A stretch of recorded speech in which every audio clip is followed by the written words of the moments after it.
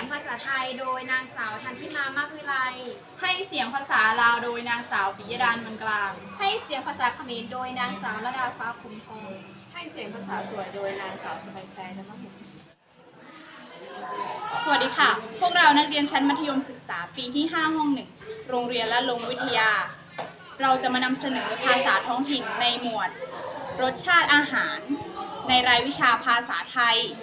ภาษาถิ่นคือภาษาที่ใช้สื่อสารในกลุ่มคนนั้นๆ ในอำเภอภูสิงห์ของเรา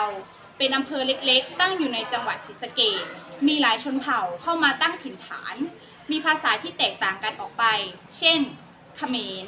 ลาว สวย ไทย ดังนั้นพวกเราจึงสนใจที่จะนำเสนอภาษาถิ่นในหมวดรสชาติอาหาร มารู้จักกันเลยค่ะ ขม โลวี